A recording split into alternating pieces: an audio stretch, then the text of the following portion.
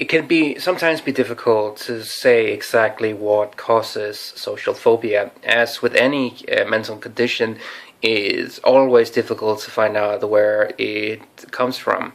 But I know that with my experience meeting others with social phobia, it's usually something that starts in the childhood and usually because of something that happened to you.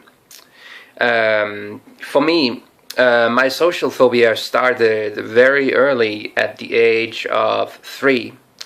I'm from Denmark, and I lived with my parents and my brother and sister, who were both older than me.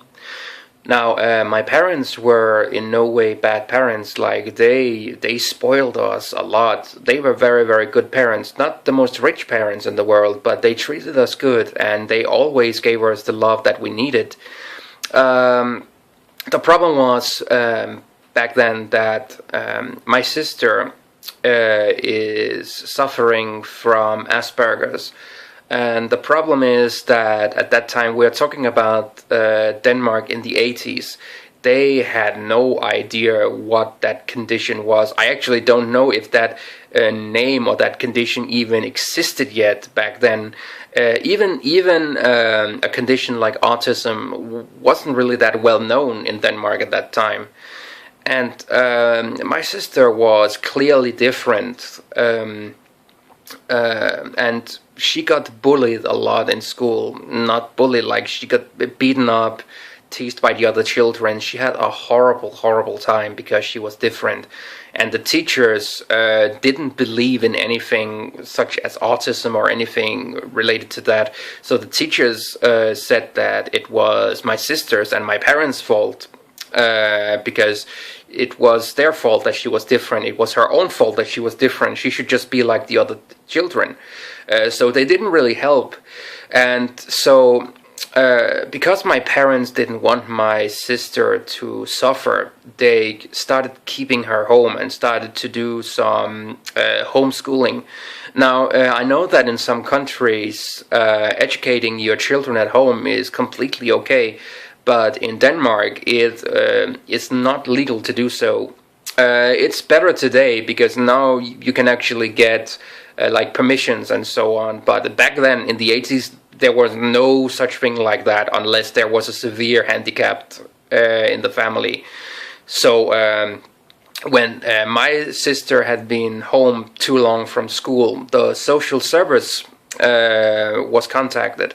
And the social service first wanted to remove my sister from home, but then later on they also wanted to remove me from my parents because they thought that my parents were a very bad influence, because if they didn't want my sister to go to school, then possibly they would keep me home as well.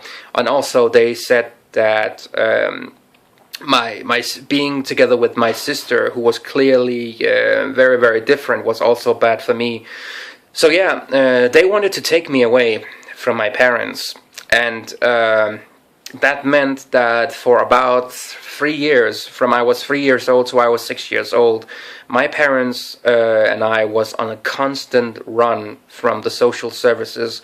I remember this Christmas that we spent in a cabin in the woods, far, far away from anyone, and there was always this feel of fear. My mother told me, she taught me that I should always keep my shoes on, I should always keep my jacket on. I slept with shoes and jacket on more times than I can remember, because I was told that if someone came, if the social service people came, I had to be ready to run as fast as I could. And every time someone knocked on the door, I was told to get ready to run. Every time someone was walking outside the house, I was told to hide under the bed. Every time a phone rang, I was told never to pick it up. Like, I was constantly told that everyone else outside our house were potentially dangerous. Therefore I stopped trusting strangers. I only trusted my family, my parents, my sister, my brother. I didn't trust anyone else. I was afraid. I was very, very afraid because I didn't know exactly what was going on, but I knew that these people wanted to take me away, and I had seen these people before, and they scared me a lot.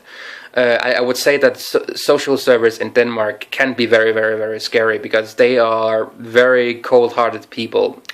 I'm sure they are helping a lot of children, but they are also causing more fear than they should. So actually it ended up with me and my sister and my parents moving from Denmark to Sweden because Sweden was the only country where we could actually be left alone. The problem was that I was a 6-year-old boy who had never been to kindergarten, never had any childhood friends. So now suddenly I was in another country, and while Swedish and Danish sound very similar to each other, for a child there is no way of understanding each other. So I was put in a school with Swedish children who didn't understand me and I didn't understand them. So of course we didn't really play much with each other. So I started getting more and more and more isolated, and instead I spent time with my family, who I felt very secure with. I played games with my sister, I played games with my mother. I had no reason to play with other children because I had my family.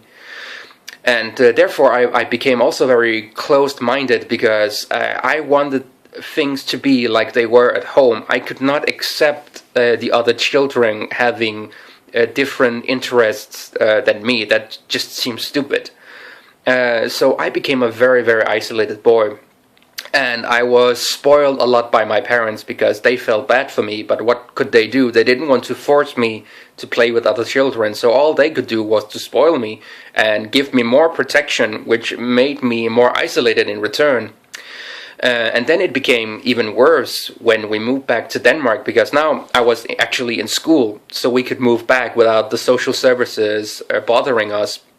The problem was I was so different because I had spent so much time with my parents that my vocabulary was many, many years older than I was. And therefore I spoke very differently than the other children. The children couldn't understand what I was saying, even though we were speaking the same language. I had very specific interests, and because I was spoiled so much, I was also a chubby kid. I'm still a chubby guy, but I was a very, very chubby kid back then, which meant that I was bullied, I was beat up, and I was made to do horrible, horrible things. Like, I remember one time I was tied to a tree, and in order for the other children to let me go, I had to eat dirt, I had to eat grass, I had to eat dog shit in order to get free. And that was my life for many, many, many, many years. And of course, it only made me hate other people even more, and it made me scared, mostly scared of other people. I was so scared because everyone was bullying me. People were trying to take me away. People were judging how I spoke. People were judging how I looked. Why should I be in such a world? So I just remained at home with my parents and felt comfortable there. So that certainly was the reason for my social phobia, and it only got worse with years, because when you start becoming a teenager, those are the years when there are things like fashion and specific music interests and so forth. And we have to agree with most teenagers, you have to be interested in the right music, you have to be interested in the right movies, wear the clothes that everyone is wearing and so forth. And I didn't do any of these things. So instead, again, I became isolated because I also felt that why should I be like everyone else? Because then it would mean that I am just giving up. And I wanted to to stand where I was and be the person that I was. The problem was that I had become so isolated at this point that no one was talking to me, and I had no friends at all. I only had my parents, my father, who I adored, my father, who I looked up to, who was my role model. He was diagnosed with lung cancer when I was around the age of 11, and he died of after 3 years of long sickness. And after losing my father, I was completely alone because my mother was mentally unstable. She sometimes didn't even recognize who I was. She started drinking, she started threatening about suicide, and for many years she was like that and had absolutely no touch with the real world. My sister had moved out long ago. The rest of my family didn't care, and I had no friends at all. So I was pretty much alone, having to take care of a sick mother and having to take care of myself as well. I had to suddenly go from being a small child to being adult,